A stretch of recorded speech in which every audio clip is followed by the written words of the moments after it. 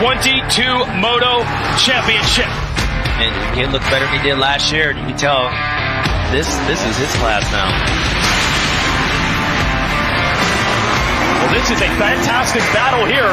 Great pass by Jet. Gives his brother a little look over. Listen to the crowd. And that should be enough to clinch the championship.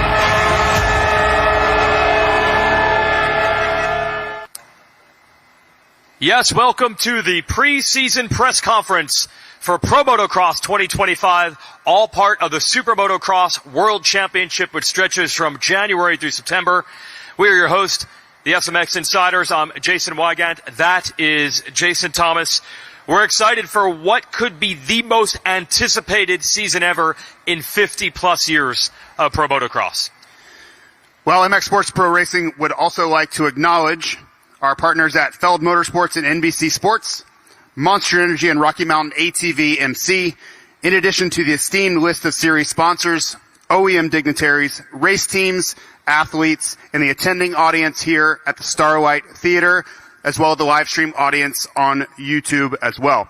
Lastly, we want to express a sincere thank you to the Paula Band of Mission Indians and Paula Casino Spa and Resort as being the title sponsor of this event and providing such a spectacular setting for this press conference.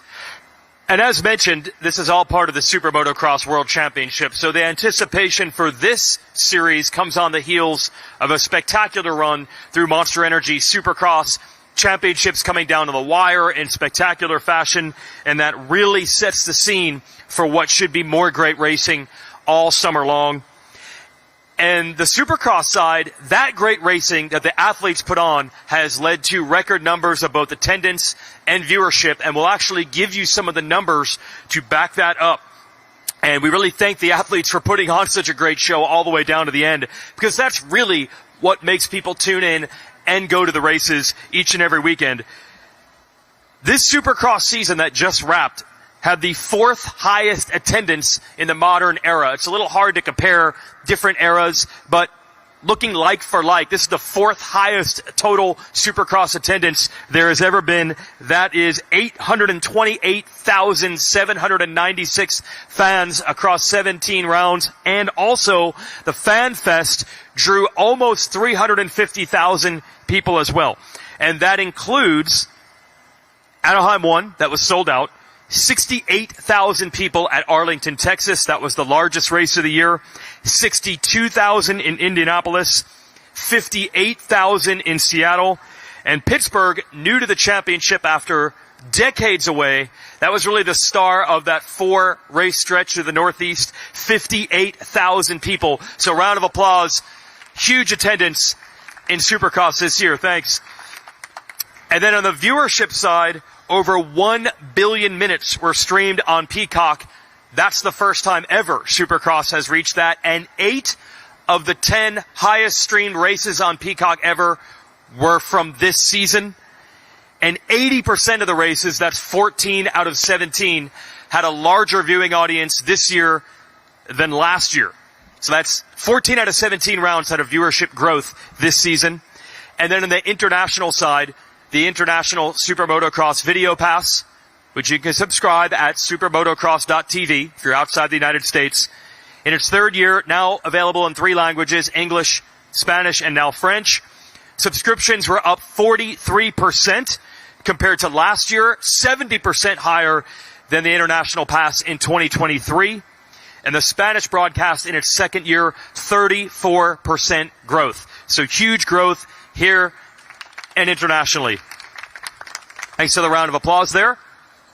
So we prepare to take it outside now. We'll give you the Pro Motocross calendar. And the thing we love about Pro Motocross is that so much is what everyone has grown up with. This is the traditional part of the calendar, the tracks, the dates, the events, the feel like it has always been. So 10 different states will be visited along the way. Most of the schedule is, as always, there's a slight change at the end. It starts, of course, here at Fox Raceway in California, Hangtown in Northern California next, Thunder Valley in Colorado, High Point in Pennsylvania, Redbud on the Michigan and Indiana state line, Southwick in Massachusetts, Spring Creek in Minnesota, Washougal in Washington, and then a little change at the end, the Ironman National outside of Indianapolis. It's 2 rounds from the end. Then Unadilla in upstate New York, and the series finale takes place at Budds Creek in Maryland. That gives Ironman a little breathing room before it gets set to host Monster Energy Motocross of Nations in the fall. So that's going to be exciting to have that race here, but we know there's going to be 11 great rounds and 3 playoff and world championship rounds first. That's right. And at the end of those 11 rounds, we will crown 2 pro motocross champions. Of course, with the 450 class, they will receive the Edison Dye Cup, and the 250 class, the Gary Jones Cup.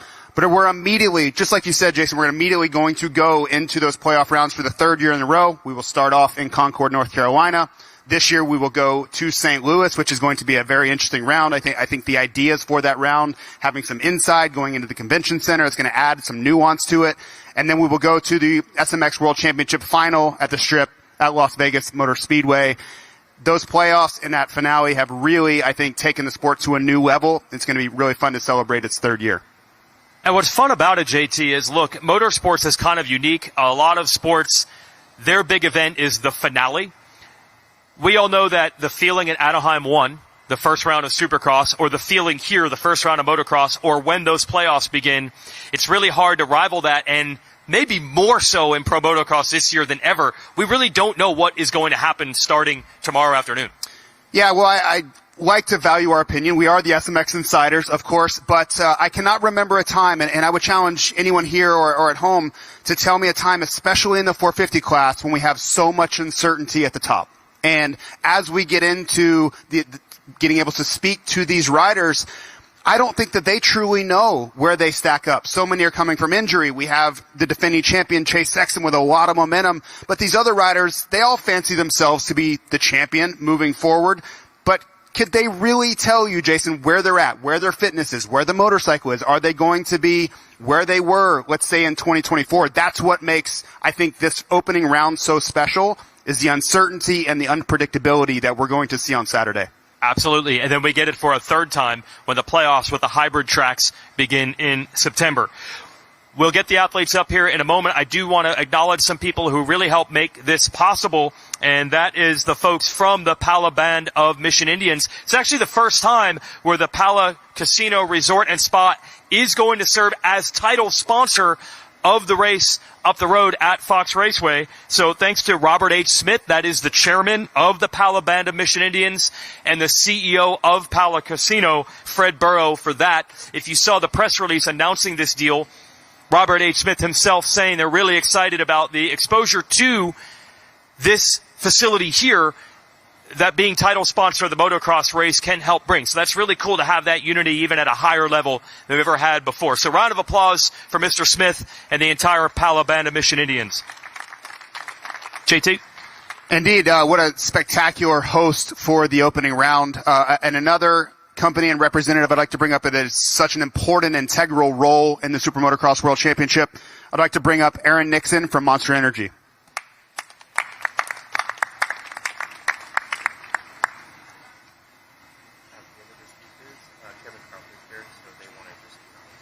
Thank you, JT. Monster Energy are thrilled to be kicking off another season of Pro Motocross. Thankfully, we're welcoming back some of the fastest riders on the planet, and it looks to be a historic season for the books. Huge thank you to the partners, MX Sports and Feld Entertainment, and all the competitors and teams tomorrow. Good luck, and let's go racing. Thank you very much. Thank you, Aaron. Let's hear from another one of our partners. Let's hear from Chase Cook with Rocky Mountain ATV MC.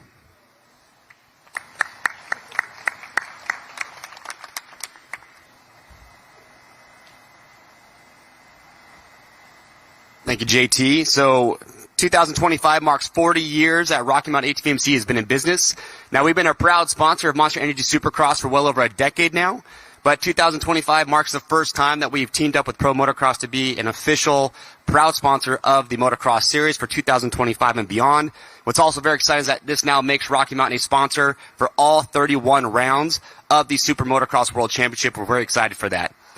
Continuing for the Pro Motocross season, we will be the official fantasy sponsor of Pro Motocross. It's a free fantasy game to play where we do weekly prizes, grand prizes at the end of the year, as well as fantasy cash that players can win and spend on Rocky Mountain's website. Now, we all realize that a lot of the riders here that you're going to see today will probably tell you that they're currently living or have reached their dreams when it comes to racing a dirt bike. But we also understand there's a lot of riders this weekend that are still chasing that dream.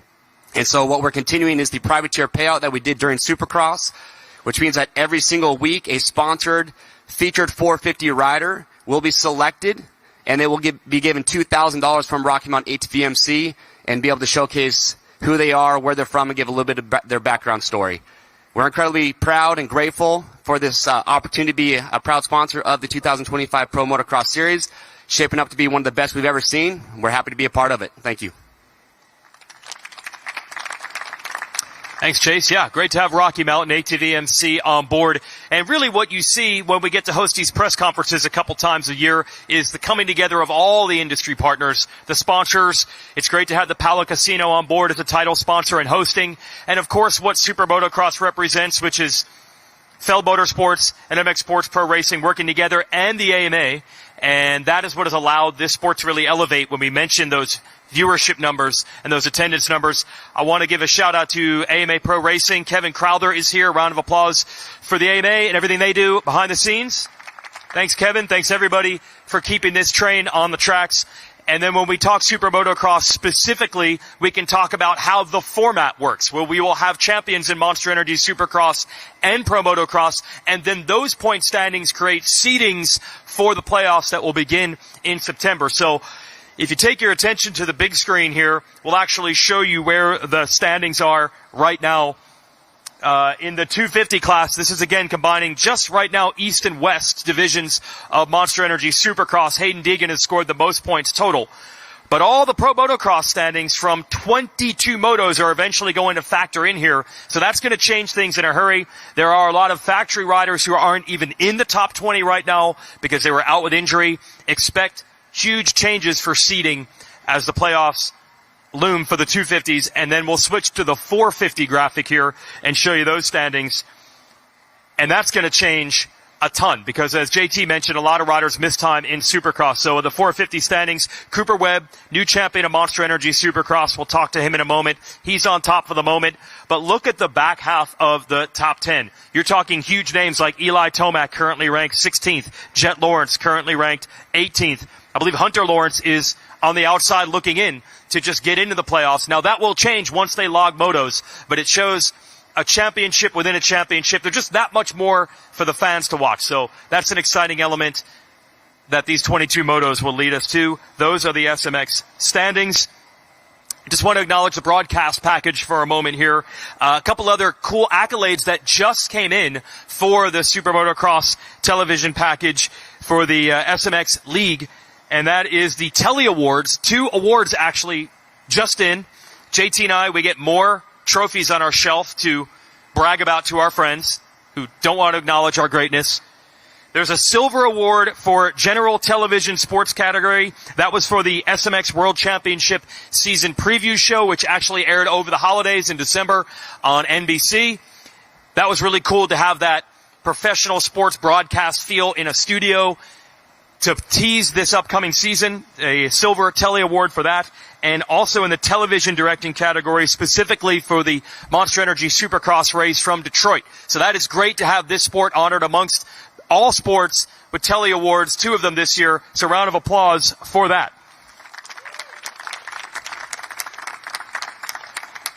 Real quick, as for the broadcast team here this summer for Pro Motocross, myself, I'll be in the booth with the great James Stewart for all 11 rounds. JT will be on the ground reporting. We'll also be joined by several others helping with the podium work. We want to welcome Haley Shanley of Race Day Live and Monster Energy Supercross to the broadcast team. And then throughout the summer, we'll be joined by Katie Osborne and, of course, Will Christian as well.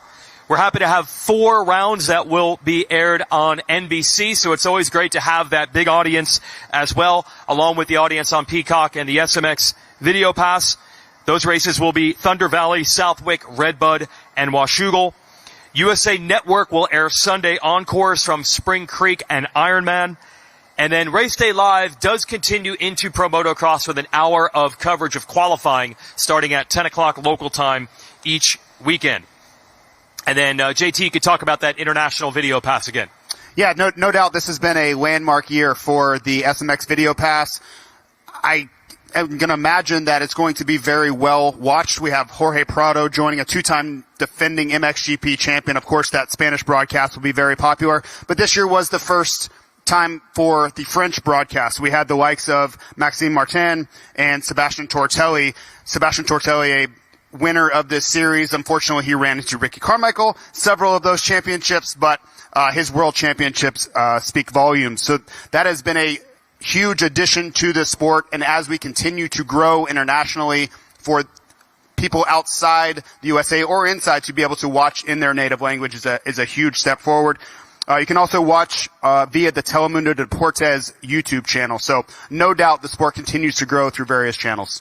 Absolutely. So we're excited about where things are going, but we know what everyone here is really excited about, and that's to talk to the athletes. So we're going to introduce 250 contenders and bring them out to the stage as I call their name, including last year's 250 National Motocross champion, the number 1, Hayden Deegan. Come on out. Returning to racing, 2-time national champion, Jeremy Martin. Breakout star last summer, Chance Hymas. Now 2-time East Division champion of Monster Energy Supercross and 2-time World Motocross champion, Tom Vial. Representing Triumph Factory Racing, we welcome Jordan Smith. Last year's Rookie of the Year in Supercross, Julian Beaumer. Returning to action after an injury in Supercross, Ryder DeFrancisco of Rockstar Energy Gas Factory Racing. From Team Honda HRC Progressive, we welcome Joe Shimoda.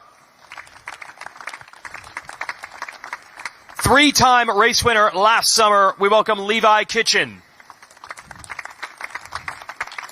And his teammate with Monster Pro Circuit Kawasaki, let's welcome Seth Hamaker.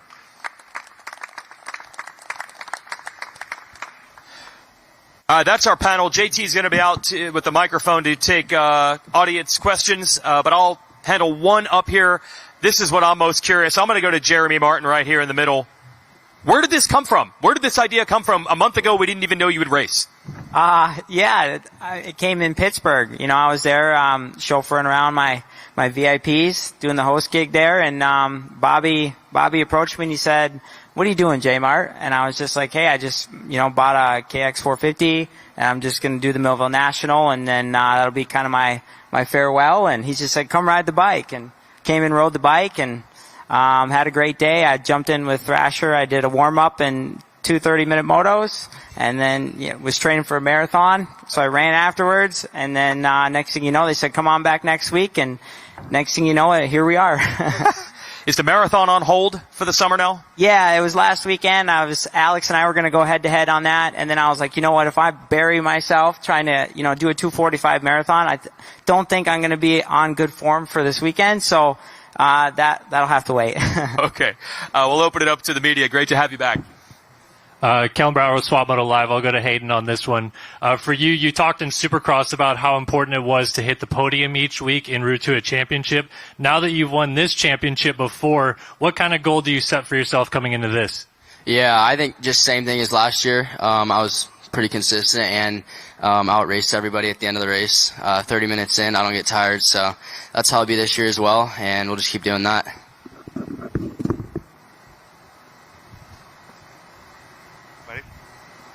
I have one. Chance Hymas, you've talked a lot this Monster Energy Supercross season about the focus has been on this summer. Can you tell us kind of when you made the transition, you're focused during the week, you're practicing during the week to try to prepare for this opening round here at Pala? Yeah, my transition for me was probably after Daytona, after Indy. Started around a lot of outdoors, and then my focus changed to outdoors. And before I even raced Supercross, our goal was to be healthy for outdoors and compete for this championship. So that's all I've really been doing between the weeks of Supercross. So the last 4 rounds, I was just riding outdoors and testing with the team, and we put some long days in, and we're ready to go. My trainer Michael Burns got me ready, and I've been working my butt off. Me, Jet, Hunter, the boys, been riding with Seth and Drew. I mean, we're ready to rip, and I'm ready to compete for this title. Levi, mate, had the Supercross series kind of come to an unfortunate end at Daytona, but you did have pretty incredible speed. I spoke to you after the race, and I said it looked like you found a bit of a new level on that day on that racetrack. You have the injury, you heal up, you get a head start on outdoors. Does that level that you found that night in Daytona, does that kind of sit with you, and do you feel like you've been able to carry that speed into outdoors? Yeah, I feel for sure that I'll be able to kind of click into that again, and I just want to, put in a good result tomorrow and kind of just get things going. And but either way, yeah, I'm just really excited to be back at the races and seeing all the boys up here healthy. It's going to be a fun summer. And what are we calling the hair? There's a bit of a new look going on. Do you have a name for it? Do we have a? I don't even know. It's just a last minute. I needed to do something because I don't know. A lot of kids did the cheetah last year. I'm just trying to inspire kids to do something cool. So I gave the flames a shot. We're here for it. Hold on. I need you to turn your head so we can see it on camera. Turn your head. Yeah, there we go. Wow. I don't even know. I will say, careful, Levi. Maybe take some advice from Aaron. Don't fry out your hair too bad, or you'll only have the mullet. Oh, dude, I've already got bald spots. It's going to be gone pretty soon. This question's for Rebel KTM's Tom Vial. Tom, you're now a two-time MX2 world champion, two-time East Divisional Supercross champion. This is your, I believe, last chance here for a 250 Pro Motocross title. With your prior experience, most people would probably think this is the championship you would excel in. For you, what continues to make this evade you, and what do you think you can do differently this year, or what challenges you face, and hopefully maybe adding that to your mantle? Yeah, this is gonna be my last 250 outdoor season, so I'm really focused and really motivated. It's like you said, it's pretty much the only championships I miss in 250. So it's gonna be a goal to fight for it all summer. Last year we finished second, so I feel like a lot of mistake last year. I've been fighting Aiden, but a little bit too far away in points of the championship. So this year the goal is to be a lot closer. And be there. It's pretty quick championships. It's only 11 races, so you have to be there from the beginning until the end, and that's the goal this year. Trying to make it happen. That's really like what I'm looking for. Dan Beaver, NBC Sports. For Seth and Julian, can you talk a little bit about the importance of the reset now, coming close in Supercross? Now you get to start fresh, but it's also still the middle of the season and the seeding for the Super Motocross Championship. Yeah, it'll be good to start with a fresh season tomorrow with outdoors, and I have a lot, to prove outdoors still. Supercross is really good, came up short of the title, but just trying to use that, motivation, here when it comes to the long motos and it gets hot during the summer. So looking forward to it, and this is the most prepared I feel like I've came into an outdoor season, and I'm looking forward to just having another solid season like I did Supercross and keep carrying the momentum throughout the year. Obviously it's a new championship, so that starts tomorrow, and I reset, I'm ready, and I'm fired up, so we'll be good. I got one for Jordan Smith here. Last year, you got in Pro Motocross. I think it was a while since you had stacked that many motos. And now you've moved to a new team, and you got a lot of teammates. I assume you guys ride together. So just talk about the progress that you've been able to make, what you learned last year, and what in the preseason you've probably put together as well. Yeah, learned a lot last year. Felt like got better and better throughout the season, and really it had been so long since I raced outdoors. I learned so much. So unfortunately, I haven't had the best prep coming into here with the injury in Dallas and then my crash in Salt Lake. Luckily I got a lot of good time on the bike before and found a pretty good setting and feel comfortable with what we got coming in here. So we're gonna just kind of see where we stack up tomorrow and try to get some good starts. I mean, with this many fast guys, it's so important to get a good start. So we'll see where we are and try to take the stuff that I learned last year into this year and start a little bit closer up front. Cool. Levi, we saw you initially sit down next to Hayden there, and then you got up and moved. Why'd you move? Didn't have a mic over there. That wasn't as fun of an answer as we were hoping for. Hayden, you've won all the championships the 250 class has to offer now. Where do you continue to find motivation from? And if you were having to assess the threats amongst the peers next to you, where do you think the challenge is going to come from? Because we've seen it at certain times come from Vial or Chance or Levi. Seth had a great Supercross season. How do you view all of that? Yeah, I mean, everyone just says they're ready, so who knows? We'll see after we race tomorrow. But I don't know. I just go out there, race first myself, try to go as fast as I can on my dirt bike for 35 minutes, and hopefully that's P1.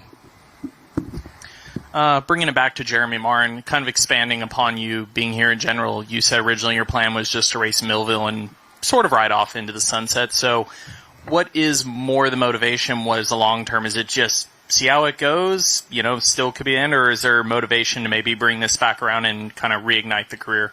I think, the itch is always going to be there, right? And the opportunity came up, and if there was ever there's maybe a handful of teams that could ever pull me back, and this was one of them. And the opportunity's here, and obviously I've been doing this for a little while now, and kind of was taking that next step in life. But we're back here, and I get opportunity to ride with these young bucks and check out the speed, and just appreciate it and grateful to be here. Ryder D, it's been a minute since we've seen you out here. Can you just give us an update? Where's your health? What's the expectation? And I think, speaking for all of us, we're just kind of happy to have you back. But in your mind as a racer, where do you think your recovery is? Yeah, I think I'm fully back to 100%. The last 2 months I've been fully outdoors, so I feel like I'm coming in with a little bit of a head start. I think I could have raced a couple Supercrosses there at the end, but it was a smart decision to come in full head of steam outdoors. So, line up tomorrow and see where we are, but I'd love to start off this outdoor season like I did the 2 Supercross rounds. Joe, down to you, right, mate? Supercross at times looked a little bit challenging with bike setup, and obviously the track's changing so much. Is there a difference in the base setting for outdoors to where when you get outdoors you can just naturally find more comfort and feel with the bike, and does that excite you going forward for this season? No, it's like, I don't know, mostly, I have to deal with the finger injury, so that's a lot to do with me, and now I'm back to 100%. I can hang on for 30 minutes, so it's really exciting for me to start everything new, so yeah, ready. A question for Seth. Covered this a little bit, but this truly was a breakout season. But we all saw how the final went. Wasn't exactly how you wanted that to go. So when you have time off, you reflect on how successful this series was, but it wasn't the end goal you wanted. Is there any hangover there? Which way does that go emotionally? Does it drive you further, or is it this lingering effect going into round one? When you self-assess, where are you with that? The Supercross was really good, minus, falling short of the championship at that last round. There's a lot to be proud of, and, learned a lot throughout the whole season. And, it hurts for sure. You feel it, Saturday night, Sunday, but, at the end of the day, you gotta look past that once the new week starts, and we have a new, series that's, is gonna start tomorrow, and, that's kind of where our focus shifted, and thankfully I have a lot of great people around me, and just the crew that I have that helps me look past that and takes the positives, but don't let it keep in your mind for too long, because we got bigger and better things to worry about. And yeah, here we are. So grateful to have another go at it at a fresh season tomorrow. So I wanted to follow Levi with the hair. I think you've mentioned this in the past, but there's so much pressure in this sport, expectation, especially for the riders that are thinking championship. Is the hair thing a way to kind of take your mind off of that, to where you're thinking, oh, this is fun, let's talk about that instead of talking about the serious stuff?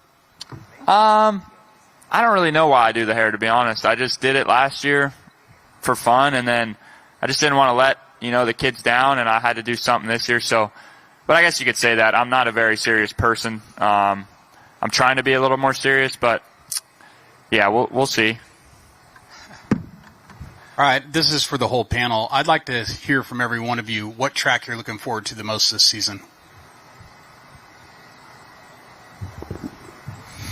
Fox Raceway. Millville National, baby. Redbud for sure. Lot B. High Point. Redbud. Southwick for me. Fox or Redbud. I like Colorado. Yeah, I like High Point. I'd say Redbird, I think. It's a pretty good variety there. That was actually pretty cool. Good question. Hey, Seth, I was going to ask, you mentioned you have stuff to prove in motocross. Do you feel like Supercross has come easier to you, or do you think you could be on the same level that we saw in the wintertime?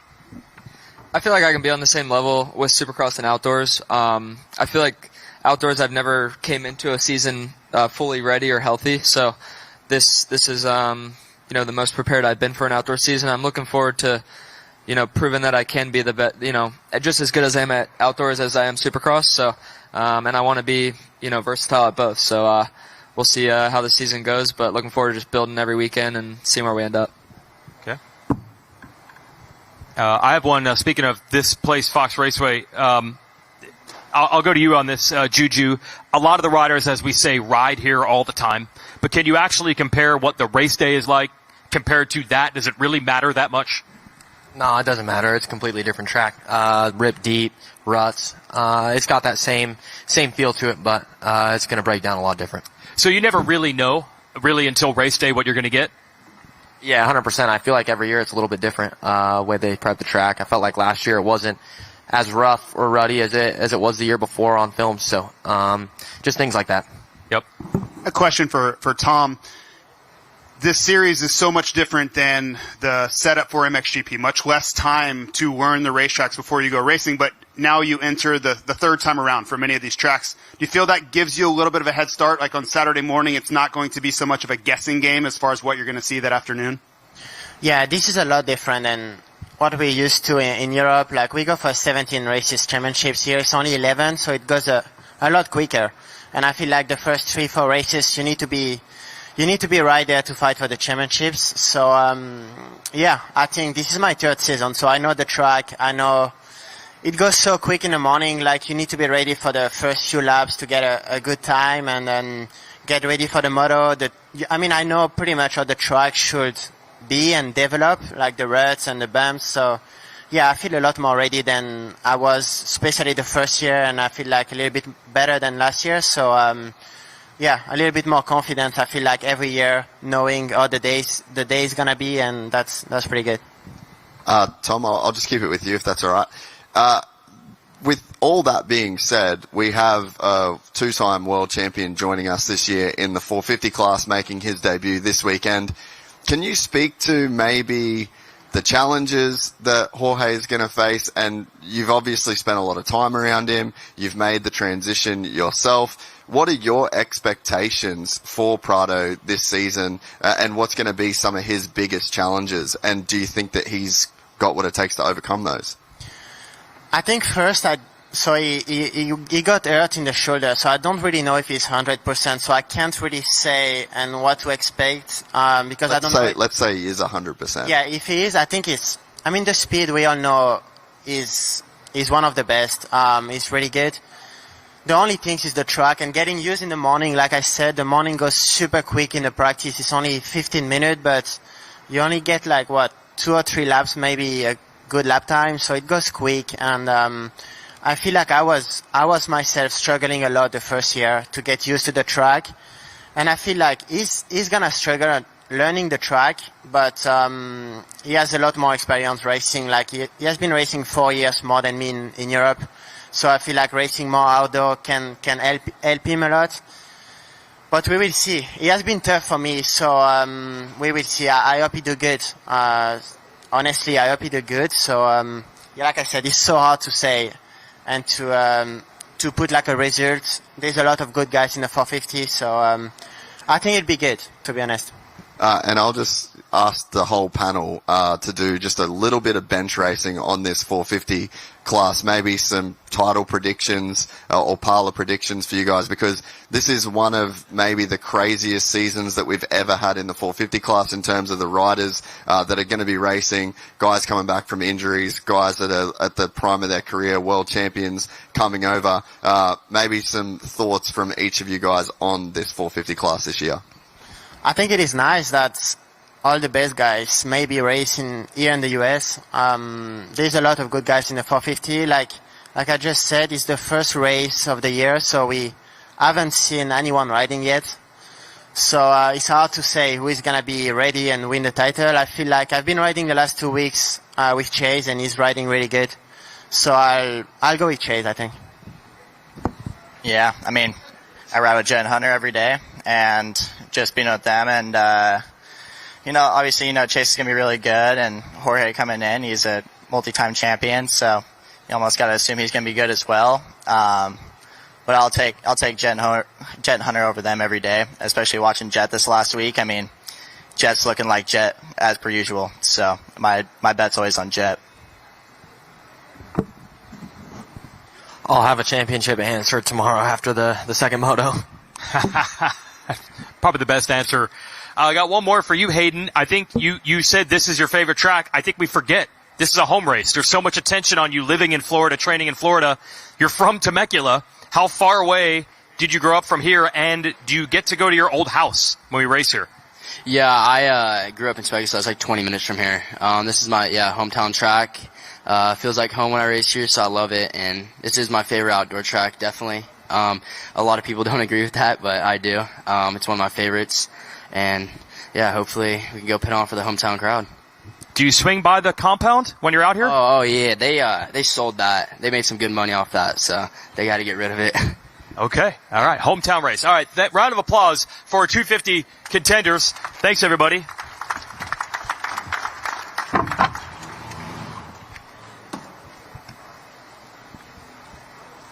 And now we'll introduce the 450 racers, and a great point, as even Jace made there. Everyone knows how anticipated this championship is. Let's introduce them, starting with the 2024 Pro Motocross 450 champion, Chase Sexton.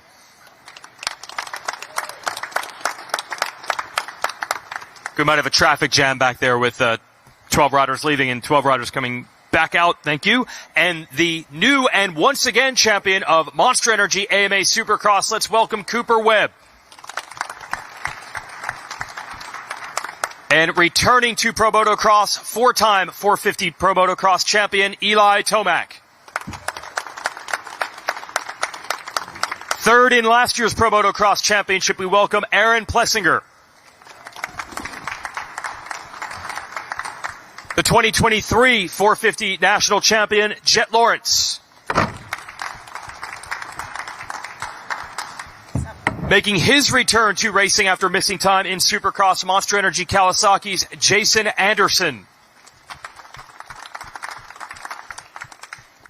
It's big news here. Debut in the 450 class. Let's welcome Rockstar Husqvarna's RJ Hampshire. And his teammate back for Pro Motocross this year after returning last year, Malcolm Stewart.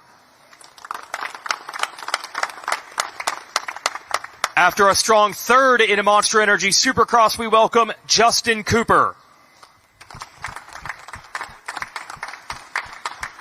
And representing the Twisted Tea Progressive Suzuki team, we welcome Colt Nichols. And the four-time World Motocross champion, welcome to Pro Motocross in America, Jorge Prado. And last year's 450 Motocross runner-up as a rookie, we welcome Hunter Lawrence.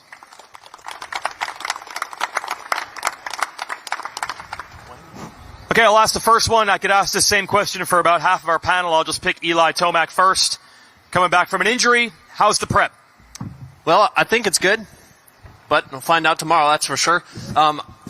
It's good enough. I was almost considering Supercross, but I was like, well, it's just better to stick to motocross. So it's been good. Yeah, I'm ready. it's interesting. You riders are usually in such a rush with that tiny break between Supercross and Motocross. Is there a chance you actually have a little more prep than you normally would if you had just raced 2 weeks ago? Yeah. I mean, of course, with there only being a weekend off between Supercross, it's always a crunch. But for just pure motocross, I've never had this much time, so no excuses. All right. Questions? Yeah, Jet, I'm just going to go to you, mate. It's been a bit of a tumultuous couple of years, some untimely injuries, and then you've kind of been getting dragged through some legal issues with your former agent. Some stuff came out this week. Do you have any kind of maybe formal statement around the current situation that you're unfortunately dealing with? Yeah, first of all, I just want to say I'm deeply sorry for any hurt that I've caused, and yeah, it's been a tough year, but I take full accountability for my inappropriate language, and I've used the inappropriate language in casual conversations with friends, and that's just not acceptable. I can't hide really behind the immaturity anymore. I need to work on becoming a better person, and I just really hope everyone can kind of accept my apology. And yeah, as most of you know, I'm going through a legal matter right now, and I'm going to leave that up to the lawyers to deal with. But I just want to take this time to apologize. This is sport for the distraction we've caused. We're approaching likely the greatest motocross season in recent memory, and I just am super excited to be on the bike, to be able to race, and just more excited that I get to line up tomorrow. You know, I just got to give credit to Dr. Kramer, Dr. G, Johnny O and Berner for getting me back in time to race. So just thank you to them, and sorry to everyone. We might keep there on this season, and maybe just a bit of bench racing for yourself. You're sitting up there with an incredibly stacked field of superstars in this sport.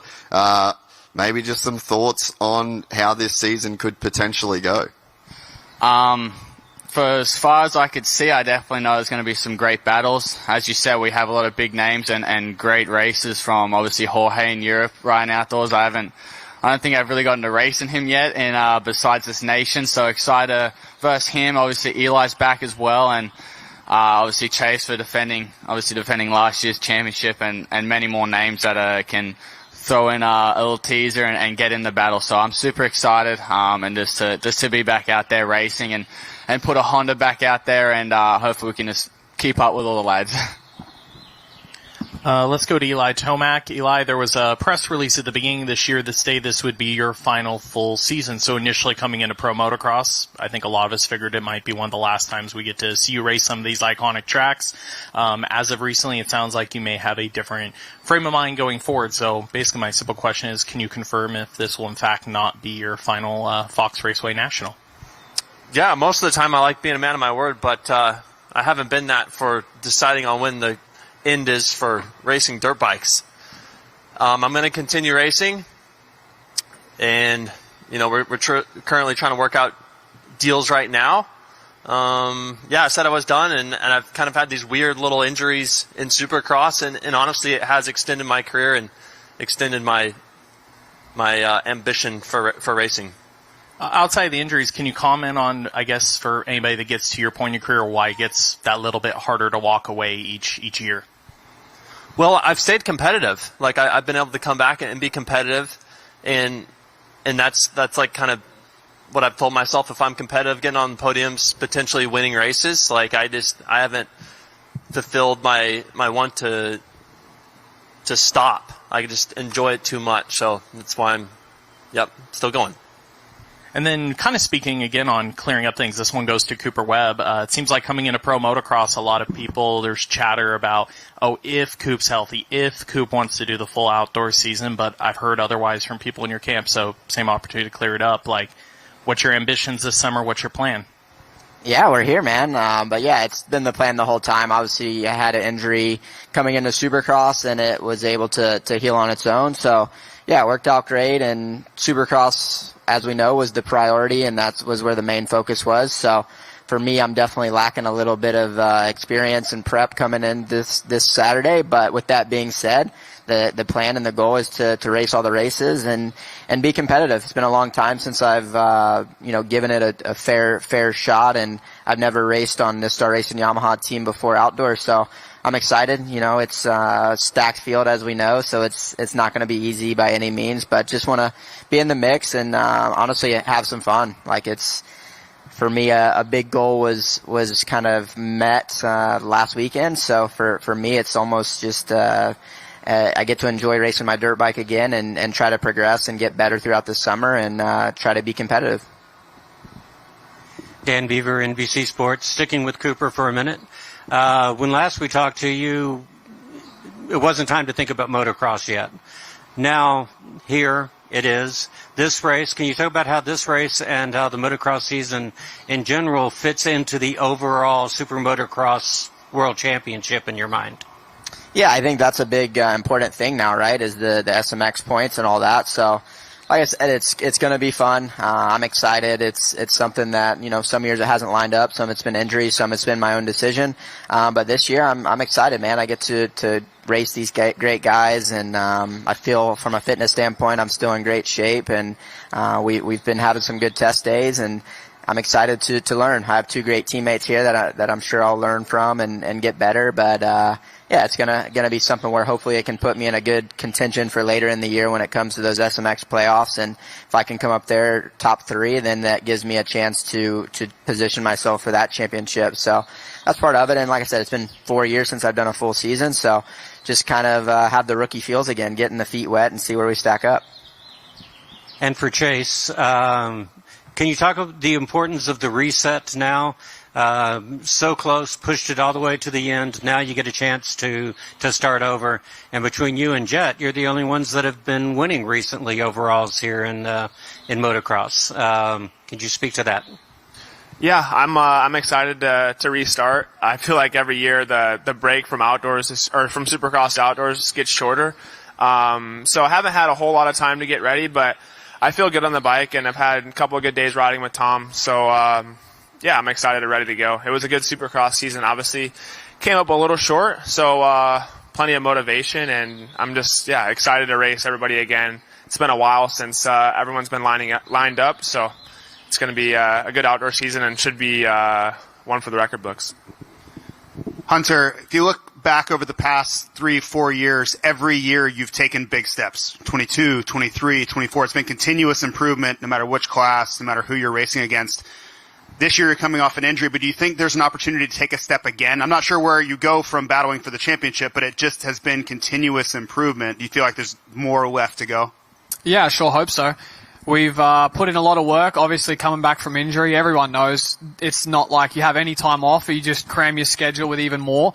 So we're looking forward to it. It's good. Obviously there's little wins and stuff throughout the season that, you set for yourself. So just looking to get to that checklist and we'll be where we'll be.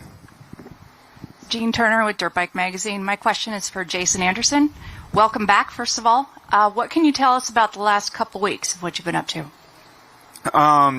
For me, the last couple weeks is just been going through like the blisters on my hands and stuff like that, trying to be as prepared as I can for this weekend. But just low on preparation, but definitely need to start here at the first round to see if we could get this thing jump started. Jorge, I think I have probably 20 questions for you, but I'll try to keep it to one. You enter this championship, you've had so much success in motocross going back, 6 or 7 years around the world. This is a new series on a new team against new riders on new tracks. There's a lot of new. So how do you square that? Where do you put your expectation versus understanding that you're going to have to be learning along the way too? Just mentally, how do you prepare yourself for that task? Well, I'm very excited to start a championship. It's a new series for me, so that gives you that extra motivation, and I think I accomplished everything back in the World Championship, so it's my time now to get it done here. I have a great team, so since the injury, we've been putting a lot of work, and I can't be more happy with everything we have done together. So, no, not much to say. Just happy to start racing on Saturday and see how it goes. Kellen Brower, Swap Moto Live. I'll stick with Jorge on this one. For you, obviously, new bike, new team, and all that. But one of your strongest suits in Europe was your starts and your early sprint speed. How have you felt with gelling with this bike, the change in dynamics with what's available to you with the Kawasaki team to get off the gate well this year? Well, I think we are in a very good position right now, but we will see on Saturday once the gate drops. But I'm very confident on my starts and with my riding at the moment, even though we didn't have a bunch of time. But I think we are in a good spot. Like I said, I'm confident, and hopefully we can replicate the same as we did back in the World Championship. RJ Hampshire, big weekend. I think it surprised a lot of people that you were racing in general. We weren't sure if you were going to have anything done with your wrist. Just talk about that decision coming off of Supercross, jumping to the 450. Overall, where are you at coming into the series? Yeah, I mean, this was the plan all along. So, I spent quite a bit of time on the 450 leading up to Salt Lake. And, I had surgery about 10 or 11 days ago now. I wouldn't be here if I didn't feel like I could be competitive. We all are dealing with something. Mine just, happened to be a little bit worse. So, excited to be here. Thankful to have this opportunity to go racing. And, I know how important it is to get this, season started at round one. So just build from here and, just happy to be lining up tomorrow. Question for Justin Cooper. He really had a great back half, especially at Monster Energy Supercross, and ended up third in points. And you've always been just as good, if not even better, in motocross, but a lot of riders coming back into action now. So where do you set your standard? Do you want to be right up there at the front no matter who's on the gate? Because in Supercross, you're showing you're headed that direction. Yeah, first of all, it was a great Supercross season for me. I think it's a feat in itself, just completing all these rounds and getting that experience. So all went well there, and had a good, strong second half to the season. And just leading into outdoors now, we've been, riding quite a bit in between the weeks, trying to, mix it up with some outdoors and some testing, getting the setting right, and feel comfortable. Had, a great few weeks and leading up to this, and it all starts here. So we just got to get right into it and see where we stack up. I'd like to definitely be up front, and I think a good goal for me would be a podium. AP, mate, we'll just go to you real quick. You did Dale Jr.'s pod this week. What was the reception like that, and the experience of doing that? It's pretty cool to be able to go on a platform like that in a completely different industry, and I guess spread the good word of Supercross and motocross. Yeah, it was safe to say I was nervous. It was like meeting a superhero. And when I watch it back, it still doesn't feel real. It feels like I'm just plastered on there, like AI status. But no, it was super cool. It was super good to talk to that guy and to meet him, and he's such a good dude, easy to talk to, and he gets racing. So it was really, really easy to talk to that guy. And, man, the responses that I've heard on that podcast from past fans to people that are like, I didn't even know about motocross or supercross. Now I'm gonna have to watch it. So, that was really, really cool to see and continue seeing. And, maybe I broke the barrier and he can hit up some of these guys and have them on, because I'm pretty sure some of these guys' stories are as cool, or if not cooler than mine. So hopefully that leads to some cool things. And a bit of a follow-up, a kind of piggyback in a way with you, Colt. You went on the Pat McAfee show during the Supercross season. So, I mean, do you guys feel like there is a bit of a wave of momentum in, getting out into these different platforms and this more mainstream, these mainstream places, and you guys feel there's a bit of momentum building for the sport in that direction? And is it cool to be a part of that process? You've all been in the sport a long time now.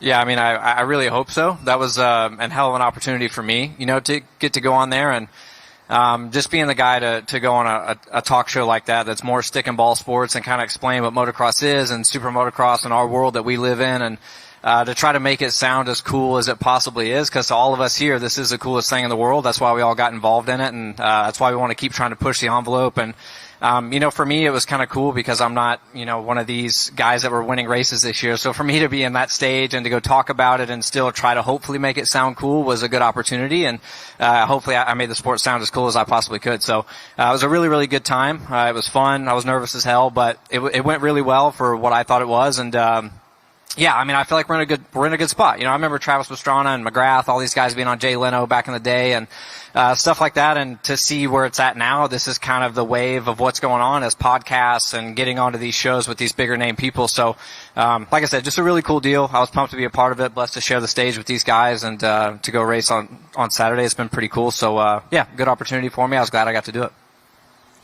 Moving to Malcolm Stewart, this question also goes for Jason Anderson, though. The two of you, along with Tomac, are in the early 30s club, and as the sport continues to move where we see you guys staying in longer, having longer staying power, even the staying power we've seen in the past involved more Supercross-only deal. I know both of you are looking at new contracts going forward and extending your careers further, so I'd like to hear you both comment on not only what keeps you coming back at this point. Are you surprised that you are still racing at this age? And also what keeps you on a full schedule doing even pro motocross, SMX, the whole thing? Yeah, I mean, sometimes what Eli kind of spoke on earlier was like, you know, injuries kind of gives you a little setback, right? Like, this kind of makes you realize like how much you actually really miss racing dirt bikes, right? And again, for myself, I don't have any plan of retirement or anything like that. If anything, I just came off one of my best seasons of Supercross, getting my very first win. So if anything, I'm all motivated, and obviously it's hard to continue to stay healthy, and we already know that injuries come and go. But you know, when it is the downtime, it just makes you feel like all you want to do is race, right? You just want to keep going out there and racing with the guys, and it keeps you competitive, right? And I like racing with the group we are. You know, it's obviously a really massive blessing that, you know, me, Eli, and Jason have. You know, we've been racing each other since kids. Like, that's a massive win its own. So, I encourage everybody to try to keep it going as long as they can and, to make more memories.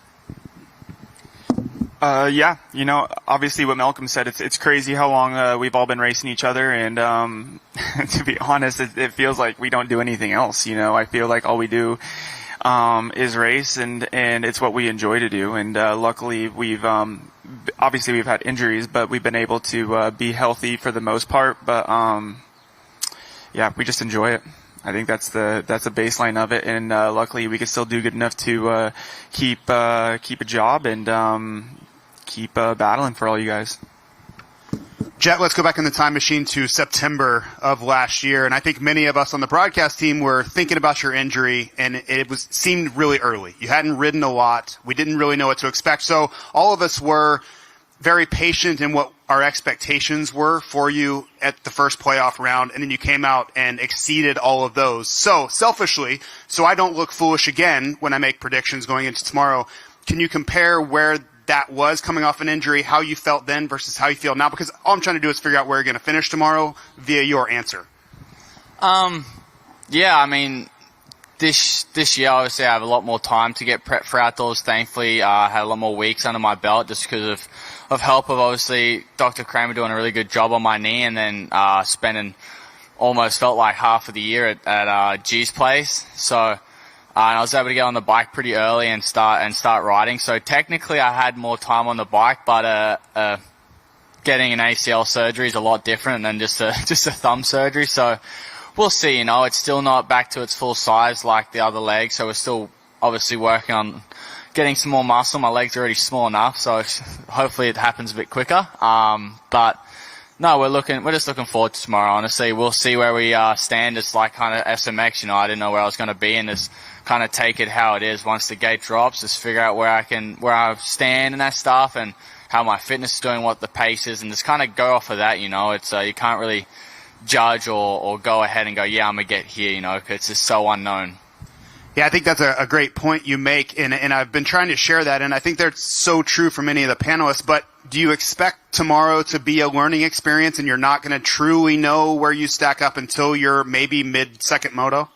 Maybe, yeah. We don't know. We could go and set the world on fire, maybe, but then again, we could go out there and not even make top 10. So we're not sure. Hopefully, we make top 10, but yeah, it's just gonna take time. I haven't raced in a while. It's been a bit, so getting the race nerves and the race craft back again is gonna be obviously key. And that just takes time. You don't just get it back straight away. So yeah, we'll see. Dan Beaver again, for Malcolm and for RJ. Can you talk about both of you were racing at such a high level at the end of Supercross. Now you're together in the 450 division. Can you talk about the importance of having a teammate specifically on the race weekend? Is it a 2X factor? Is it even greater, or does it matter? I'll tell you what, we have a great team, and honestly the vibes around our tent, like you can tell we enjoy racing on the weekend. Malcolm and I train together, we're with each other every day, for the last, 4 or 5 years. So we have a good relationship. It's cool. I mean, we can bounce ideas off each other. He'll probably steal my settings here and there, but we'll go with that. I mean, I enjoy racing with Malcolm. Yeah, I may steal Rick's outdoor settings a little bit more often. But no, it's good that he's on the 450, like you just said, bouncing ideas and stuff. Of course, we try to translate that in Supercross, but everybody knows 250 and 450 are just, so different, right? But no, it's good that he's on the 450 class, so, hopefully you see us up front. This one is for Jorge and Chase. I don't remember the last time we had the world champ versus the AMA Pro Motocross champ. Both current champs go up against each other, and as a fan, it's very exciting. I was just wondering if it's something the two of you think about. Are you two excited to race against each other? I am excited to race here in the U.S. That's why I came over. I'm excited to race with all these guys. Jed, Chase, Eli, like all these guys have been also pro motocross champions in the past years. So, I think it's very cool. I can't even remember last time an MXGP champion came over and raced here. So it's going to be very interesting for everyone and even for myself. So I'm, very happy to be here and to start the season on Saturday. For me, it's cool. I think, seeing Jorge come over here and take the chance is, it just shows a lot about him. So I think it'd be cool to have more guys come over and really see the best of the best race each other, because you have two series that are separate and you really never know who's better and who's worse. So I think it's cool that you have these guys starting to come over here, and vice versa. Like even us going over there a little bit would be cool. So I think having those two worlds collide a little bit more would be cool. And like I said, to see the best of the best race each other. That's it for the media. I got one question for you, Chase. A lot of the riders that you're going to be battling here are coming back from injury. You were healthy all throughout Supercross. You have the #1 plate, and every track is different, and everyone says the first round you can not win it, but you could lose it. Is there any more sense of urgency to keep your momentum going with the #1 plate while other riders are coming back, or is it just take a long season and don't stress round one too much? I won Anaheim 1 and didn't win the championship, so I don't think it really matters as long as you don't ruin it on the first round. Like I said, I'm confident, so I'm not really worried about the momentum thing. I just got to go out there and do the best that I can, and we're still, everyone's testing throughout the season, so we'll see where we stack up tomorrow with the bike. But as of right now, I feel good, and like I said, I had some good days on outdoors, so I'm looking forward to the challenge. And it's just like I said, it's cool to see everybody back on the line, and that's what we strive for. So I'm excited. Okay. That's our 450 panel. Big round of applause. Thanks, gentlemen. Okay, not done with press day. The press conference is pretty much a wrap, but the riders will be at the track riding at 2 o'clock. They will be available for some one-on-one time within this next hour here. So within the next hour till about 1 o'clock, one-on-one time. And lunch is available at the AB bar. So you know where you can find me. And that's it for our press conference portion, but don't forget riding at the track 2 o'clock. And also WMX will be racing this afternoon, so check that out once we head over that direction. Thank you.